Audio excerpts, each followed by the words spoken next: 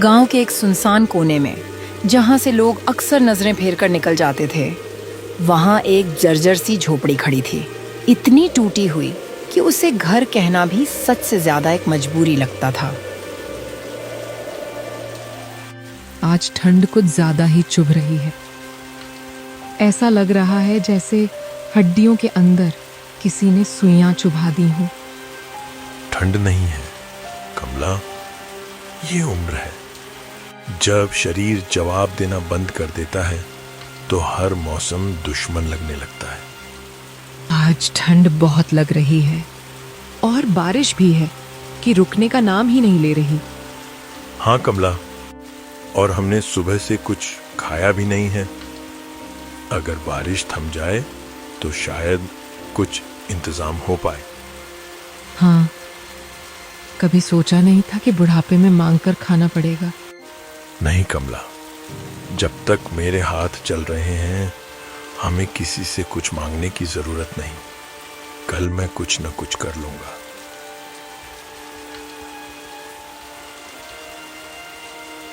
बारिश की आवाज के बीच दोनों बिना कुछ खाए चुपचाप लेट जाते हैं। भूख पेट में थी और ठंड हड्डियों में, लेकिन नींद मजबूरी बनकर आंखों पर उतर आई।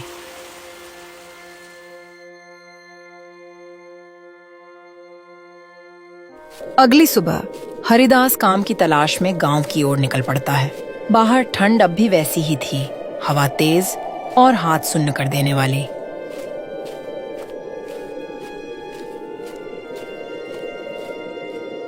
हरिदास गांव के स्टेशन पर पहुंचता है। चारों ओर ठंडी हवा चल रही होती है।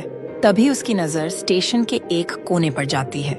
वहां एक नौजवान लड़का छोटी सी केतली के साथ चाय बेच रहा होता है। गांव में कोई भी मुझे काम देने को तैयार नहीं है। लगता है अब मुझे भी गांव के किसी कोने में एक छोटी सी चाय की टपरी खोल लेनी चाहिए। इतना कहकर हरिदास चुपचाप घर की ओर बढ़ जाता है।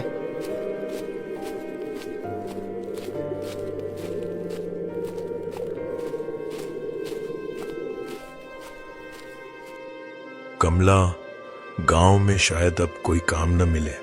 मैंने सोच लिया है मैं गांव में ही एक छोटी सी चाय की टपरी खोलूंगा। पर हम चाय की दुकान कहाँ खोलेंगे? कहीं कोई खाली जगह दिख जाएगी, उसी कोने में अपनी टपरी लगा लेंगे। ठीक है, अपना ख्याल रखना। बाहर ठंड भी बहुत है। चलो, अभी मुझे बर्तन और थोड़ा बहुत सामान इकट्ठा करना है।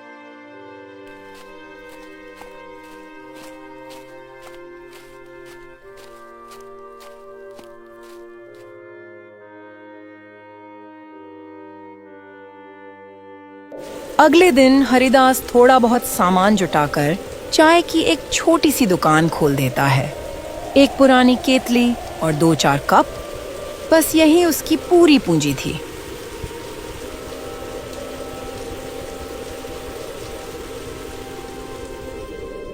सुबह सुबह एक ऑटो वाला हरिदास की दुकान पर आकर रुकता है।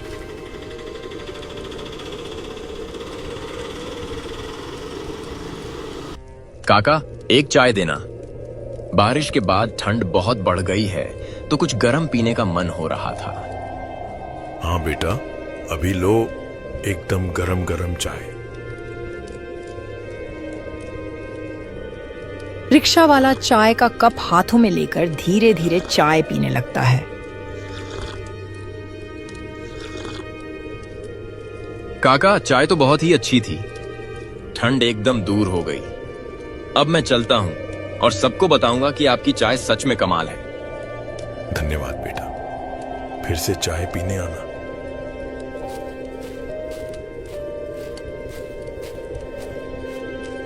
धीरे धीरे हरिदास की छोटी सी दुकान पर और भी ग्राहक आने लगे। अरे काका, बहुत अच्छी चाय बनाई है आपने। सच में, ऐसी चाय तो बहुत दिनों बाद पी। हरिदास के चेहरे पर हल्की सी मुस्कान आ गई।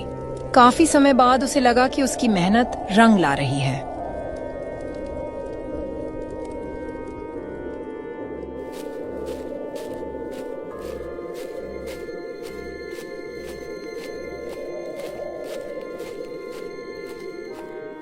कैसा रहा आज का दिन? ठीक रहा।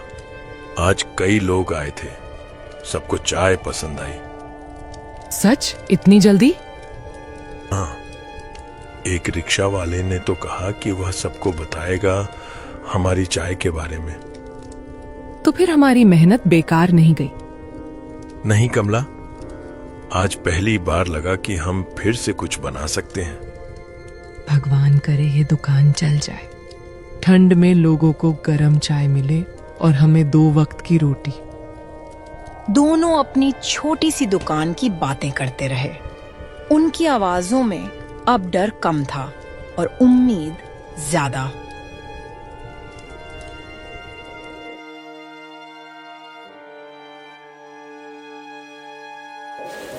अगले दिन सुबह अचानक बहुत तेज बारिश शुरू हो गई। तेज बारिश और आंधी के बीच हरिदास की छोटी सी दुकान हवा के झोंकों में उड़ गई, जैसे किसी ने उसकी मेहनत को पल भर में छीन लिया हो।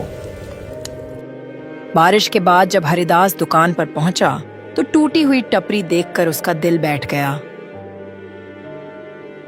तभी उसी टूटे हुए सन्नाटे के बीच वहीं ऑटो वाला आ जाता है जो कल उसकी चाय की तारीफ करके गया था। अरे काका, इतने दुखी क्यों हो? क्या हुआ है? बेटा, क्या बताऊं, तेज हवा और बारिश के कारण मेरी दुकान टूट गई और साथ ही मेरी रोजी रोटी भी मुझसे छिन गई। अरे काका, चिंता मत कीजिए, मैं आपकी मदद करूंगा। हम मिलकर ये दुकान फिर से बना लेंगे। अरे बेटा, तुम्हारा बहुत बहुत धन्यवाद। मैं तुम्हें जानता भी नहीं, फिर भी तुम मेरी मदद कर रहे हो।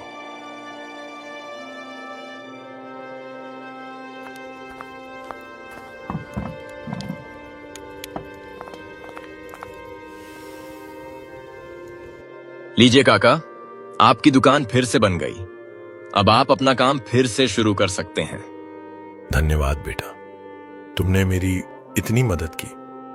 कोई बात नहीं काका, अब मैं चलता हूं, फिर आऊंगा आपकी चाय पीने।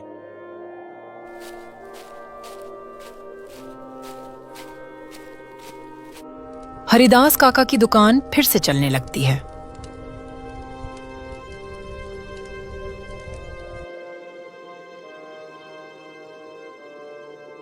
चाय की कमाई से हरिदास अपनी झोपड़ी की मरम्मत करवाता है। टपकती हुई छत पर वह नई तिरपाल लगाता है। कमला, अब छत से पानी नहीं टपकेगा।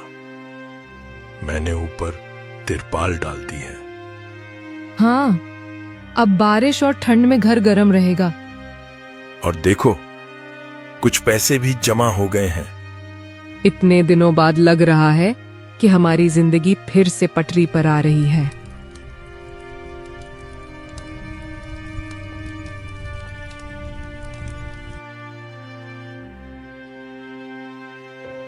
इसी तरह दिन बीतते गए। बिना शोर बिना चमत्कार जिंदगी धीरे धीरे अपनी जगह बनाती चली गई। एक दिन वही ऑटो वाला फिर से आया, लेकिन इस बार उसके साथ उसका ऑटो नहीं था। वह पैदल चलता हुआ, थोड़ा झुका हुआ और चेहरे पर चिंता लिए हरिदास की दुकान के सामने आकर रुक गया। क्या हुआ बेटा, आज तुम इतने खोए हुए क्यों लग रहे हो? कुछ नहीं चाचा, मेरा ऑटो रिक्शा, मेरी रोजी रोटी सब मुझसे छिन गया। क्या हुआ बेटा, जरा ठीक से बताओ। मैं समझ नहीं पा रहा हूं कि ऐसा क्या हो गया। काका, कुछ दिन पहले जब मुझे ये ऑटो खरीदना था तो मैं एक जमींदार से पैसे लेने गया था।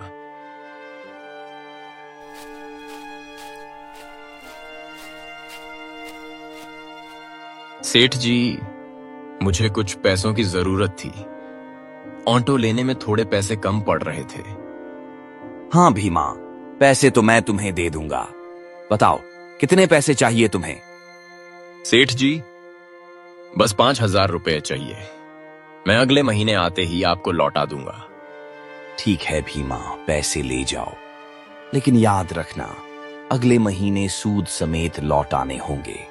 अगर एक भी दिन देर हुई तो तुम्हारा ऑटो मैं अपने पास रख लूंगा। ठीक है सेठ जी, मुझे आपकी शर्त मंजूर है। मैं समय पर सूद समेत पैसे लौटा दूंगा।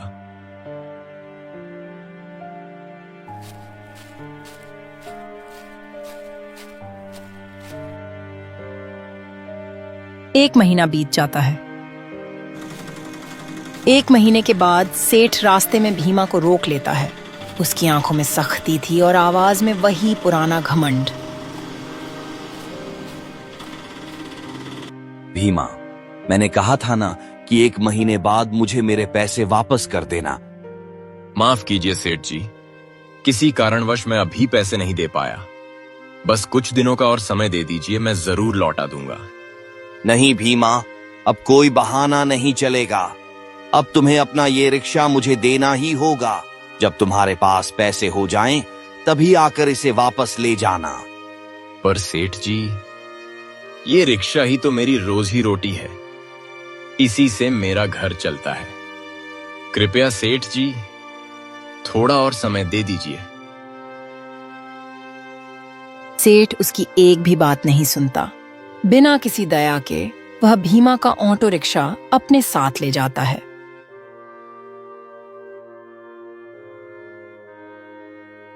तो काका, इसी तरह मैं यहां आ गया और यही वजह है कि आज मैं इतना उदास हूं। ओ, तो ये बात है। बेटा, तुम्हें मुझे पहले ही बता देना चाहिए था। चलो, कोई बात नहीं। अब चलो मेरे साथ, हम उस सेठ के पास चलते हैं। ठीक है काका, जैसा आप कहें।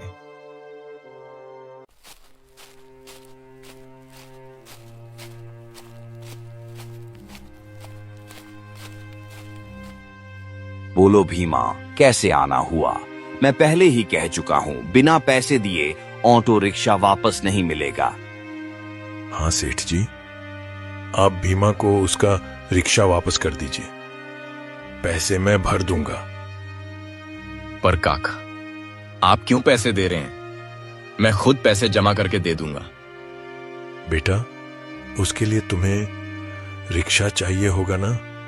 रिक्शा रहेगा तभी तो कमा पाओगे और अपने पैसे वापस कर पाओगे। सेठ जी, ये रहे आपके पैसे।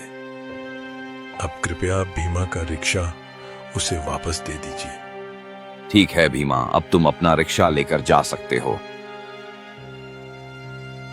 भीमा और काका सेठ के घर से अपना रिक्शा लेकर चुपचाप वहां से निकल जाते हैं। भीमा की आंखों में राहत थी और हरिदास के चेहरे पर संतोष की गहरी झलक। काका, आपका बहुत बहुत धन्यवाद। मैं आपके ये पैसे बहुत जल्द लौटा दूंगा। कोई बात नहीं बेटा, जब तुम्हारा मन करे तब लौटा देना। और फिर तुमने भी तो मेरी मदद की थी जब मेरे पास कुछ नहीं था। जिंदगी में असली अमीरी पैसों से नहीं, एक दूसरे का सहारा बनने से आती है।